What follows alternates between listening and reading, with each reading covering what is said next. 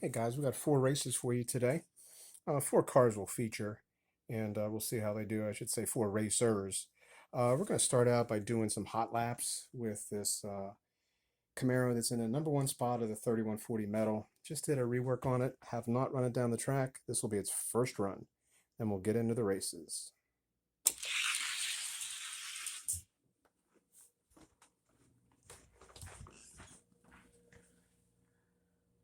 Let's switch it up. Hot lap number 2.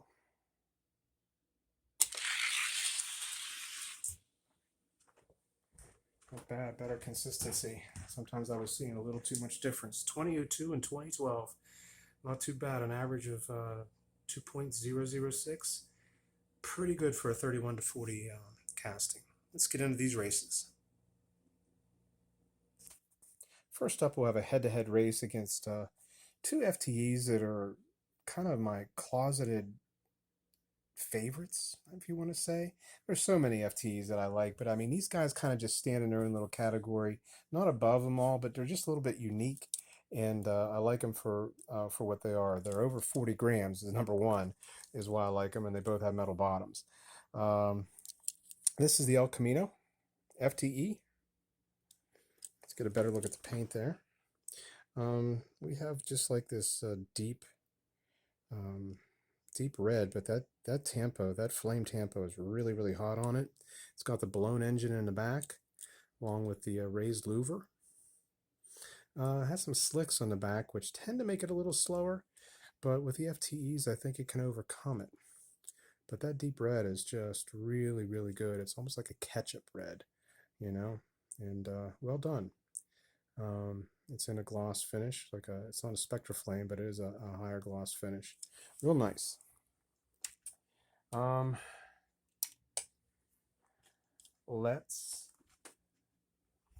spacer is set. Let's get him to get down on a hot lap. Let's see what he does. 2034. Let's get him back up at the top and we'll send him down again. Hot lap number 2. Seems a little slower there. And we do have the spacer set right. We'll get him set back up, guys. Apologies. Hot lap 2.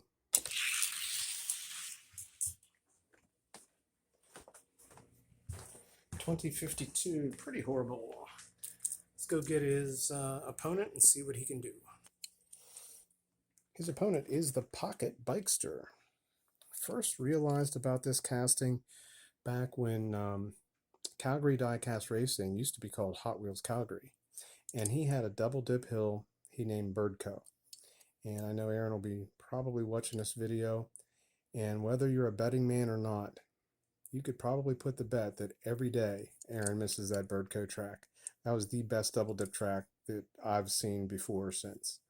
This Pocket Bikester did really, really well on his track, mainly because of the top end that it had. And it's no lie, it has top end. I've run this thing a few times. Did a rework on him, and we're going to race him here today. We're going to send him down on a hot lap and see how he fares.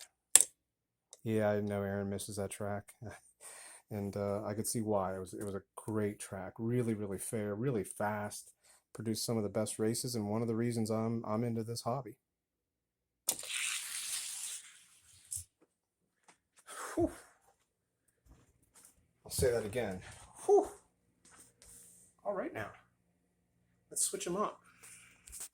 This casting always did well on the 6th lane on the top end, but it just seemed like it was hampered at the top.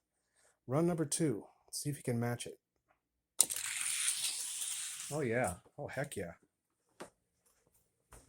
2012. Look at that. Let's send him to the top and we'll race him against the El Camino. Seems a little anticlimactic now, but you never know. Oh my. The weight on that Pocket Bikester is 40.7. We're going to race these guys off, but that means he's going to be in my 31 to 40 weight class. He's got a blown Camaro waiting for him to maybe take him down. That would be amazing. Whew. That just made my day.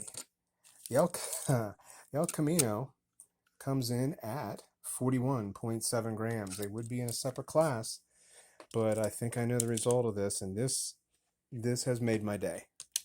Truly made my day. All right, they are in the gate, and they are off. Oh my God, Pocket Bikester 2014 to a 2048. We're going to call that one and done, guys, if there ever was a one and done. And we'll get this Pocket Bikester in the ranks and see where he goes. Man, I love getting speed in the ranks, but not only that, possibly vying for one of the top 3 spots, maybe even the top spot. We are not going to fool around. We're going to start out with a number 4 casting, which is this Fte Bone Shaker. Putting him up against the Pocket Bikester. It's quite a difference in weight, but the Pocket Bikester does qualify for the class. If you are 40.9 grams, you are in the 31 to 40 gram class. And yes, he is 40.6. That is amazing. 36.3. Let's get these guys in the rack and see how they go.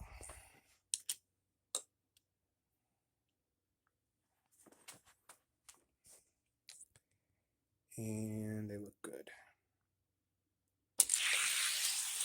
Pocket Bikester all day. 2035 for the Bone Shaker.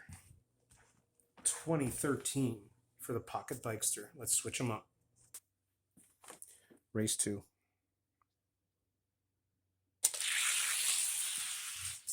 That top end is there, just like it was on Aaron's track, just like it was on my track before. It is there. 2012 to a 2034. How consistent are the runs we're seeing today?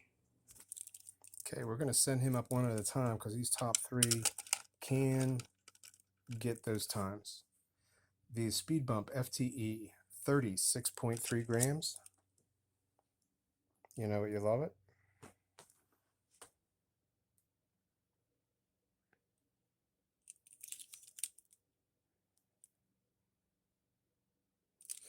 And he's going to go in lane number 1. And we'll put our Pocket Bikester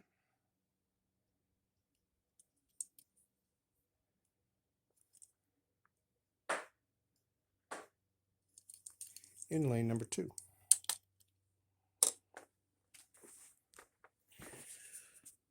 Race 1. Bad start. Pocket Bikester still goes around him. Bad start by the Pocket Bikester, still in 2020 to 2057. Wow. We'll switch them up, but yeah, that I think might have been a bad start for both castings. Let's send them up on these same lanes. Race 1 redo. Better start. All Pocket Bikester, 2011 to a 2042. That makes no sense. That thing is faster than that. Holy rip. That's almost a one and done. We will switch them up to see what's going on. Race 2. Good start. All Pocket Bikester. 2019 to a 2047. Okay. That makes no sense. We'll take a look at this speed bump afterwards, because this thing was running those kind of times in previous all of his races. So we'll be right back, and we'll face this Pocket Bikester up against the Maximum Venom Jackhammer. All right, we're back. Everything seemed good in that speed bump, but we're not going to worry about him now. We're worrying about this Maximum Venom Jackhammer. A 2021 casting, I believe, maybe 2020, and fast for his weight. And you see a lot of guys running him now at different circuit races and stuff, and maybe even in some drags. 40.7 grams. It's a pretty equal race in terms of the weight. Both of them are just under that 40.9 gram mark that you need to be in this class. This is going to be a hell of a race.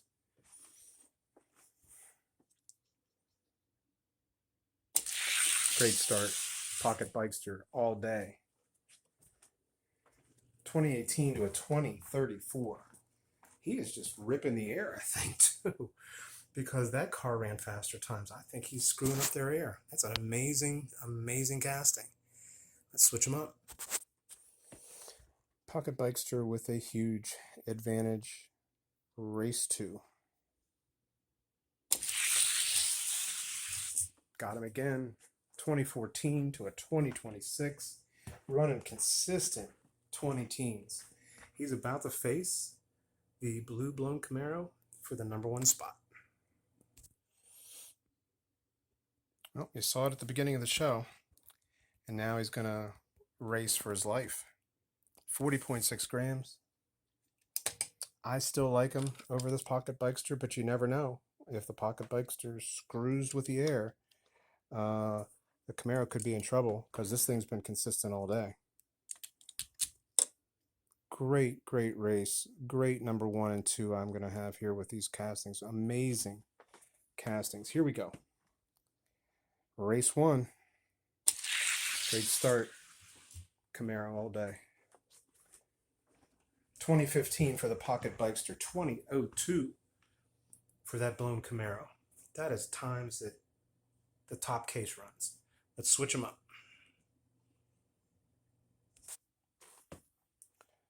Race 2.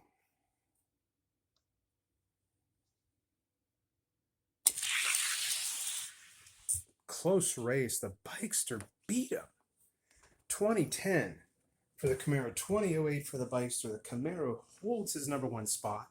But what a hell of a #2 is in that case right now. Man, oh man, the castings that I've run and run and run. Hundreds upon hundreds. And these two are just standouts from even, that Jackhammer, which is amazing. And these two just underperformed, and I'm not even sure why. But we have a solid #2 in this FTE Pocket Bikester. For his weight, he's fast and consistent as hell. That's the key. Consistency is the key. This guy showed me something. He showed me some consistency for the first time in a long time. He's probably 80% inconsistent, still strong, but I want to see runs like he did today in the solo run and right there. All right, guys, that is all. Well, no, it's not all we have. What am I saying? We've got 2 monsters to run. I got ahead of myself there. We're going to run off the bottom ones to see who gets kicked out. But we have a 1 and 2 and 31 to 40 metal, which is freaking great. You know it, you love it. You haven't seen it in a while, and I haven't talked about it in a while. There he is. That was my fastest car by far in on my 6 lane. This ugly Sidekick. It's kind of beat up and chewed up looking wheels. Actually, I colored them a little bit just because they were getting so chewed up. But ugly as sin, fast as hell. Now, I never tested him on this new transition. When I tested him on the old transition when I first set up this track, he didn't like it. But like I said, every car can run max out. Every car can run their best speeds or best times. They can max out on this track. If you want to just see what your car can do, this is like a track with like no restrictor plates, It's just let's just see what it can do, and that's what's cool. Some tracks have a little sharper transition, which favors many cars over others. Others have like maybe different heights of ramps, in different ways.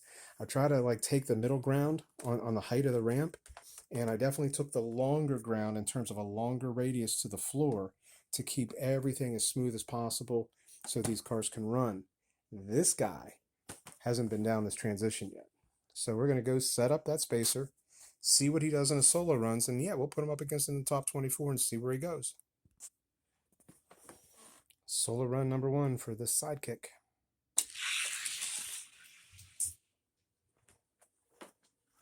.2003. Not shabby. That's in the case. That's for damn sure.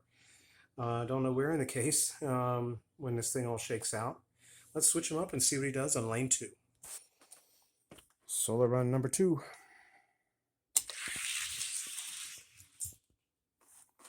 Didn't look good at all. I was going to say I was slower. 2021. So that pretty much sucked. His average may or may not be at the bottom of the case when this thing shakes out. My guess is maybe not. Let's go test him up against the ranks we have now and see how he does.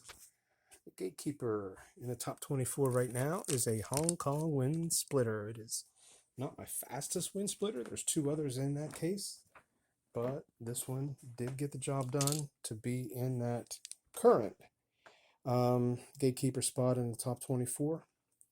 Looking forward to what it's going to look like in about 2 weeks. We'll put the, let's weigh them up. Way different weights here. We have the wind splitter in at 50.4 grams. We have the sidekick, 68.4 grams. Only an 18-gram difference, guys. That's huge. That's huge. But the wind splitters are no joke, and may take the sidekick down hard. We'll see. Race 1. Great start. Sidekick. 2011 to a 2013. 2 1,000ths advantage. Let's switch them up. Race 2. Oh, sidekick is kicking ass is what he's doing. He's getting warmed up. Even 2 seconds to a 2020. He is in the case. That wind splitter is out. And showing you why I can't wait to rework this whole world. That is where the number 24 car in Tier 1 was.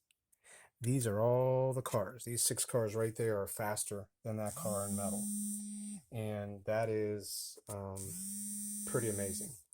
So what we're going to do is we are going to race that sidekick, wherever he went, up against some of the tiers.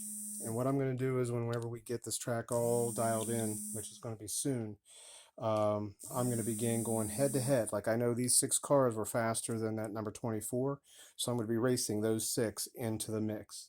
In the 51 to 62 gram, I'm going to race some of those cars into the mix, just see which ones get into the top 24, because head to head is way different than single runs. And single runs was how I did the top 24 before to set it. But now all these other cases were done head to head, except for this top 24. Now, the top 24 that's here is calibrated based on head to head, but originally was not set that way. So didn't mean to bore you with that, but what we're just going to do is we're just going to introduce the cars that have that potential when the track gets dialed in to race them into the top 24, and we're going to have pretty crazy mix up and a bunch of fast cases. All right, guys, this sidekick, let's send him up 2 rungs up against a I call him a dirty Dodge Murata, and it was my fastest one about a month or so ago, and I'm glad I didn't send him anywhere. He's fast, but yeah, no. We'll get the weight on him, and we'll set him up against the sidekick. We'll see what happens. 51 grams. Let's get these guys set up. All right, race number 1. That's all Murata right there.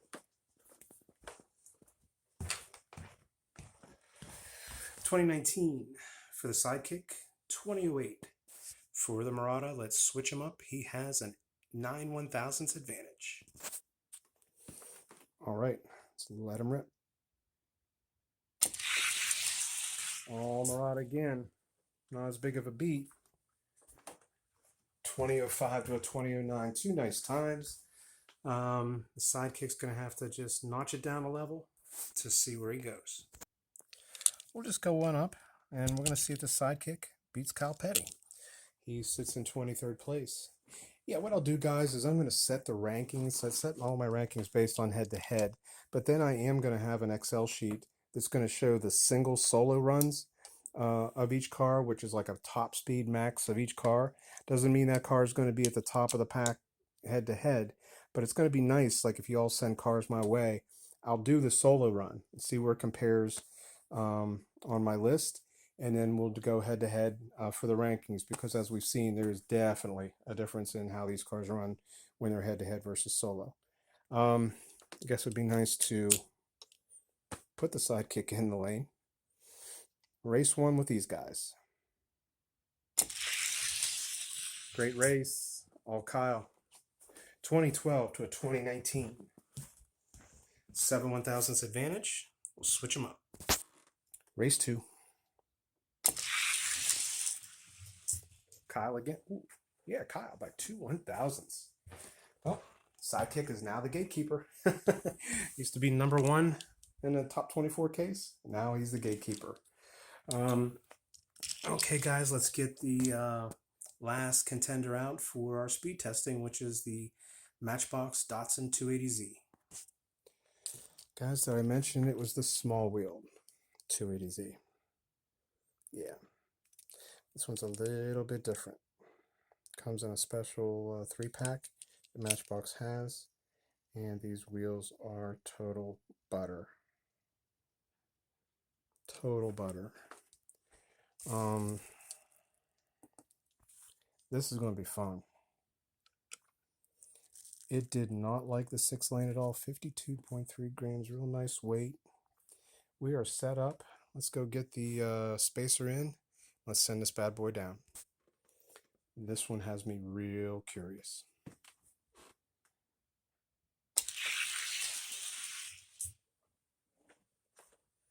.2003. Not bad. Let's see if he breaks in a little bit. I'm going to probably send him down 2 or 3 more times on the solos and see what he can do. Solo run number 2. 2007. Not too bad. I'm going to send him down twice more off camera. Then we're going to put him up against the ranks, see where he goes. We're going to put him up against the current number 20th car, 51.7 gram Big Brother. The Datsun 280Z by Matchbox. We'll get him in a line, and we'll see how the small wheel runs. Great if he got by him. That'd be amazing. 2 iconic cars. They're off. Oh, close race, but the Big Brother, I think, took him down. Yep. 2007 to 2016.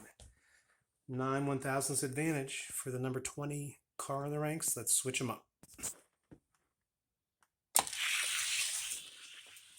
Same result. The number 20 Datsun 280Z. 2004 2010 for the small wheel 280. That is all we have, guys. Let's get these guys out of here. I'll try to place him off camera, and I'll come back real quick and see. I mean, you know, right now his Big Brother was sitting right here, so I'll go ahead and test him against some of these lower ranks. I'll be right back, and then we'll sign it off. Well, that was clean and easy.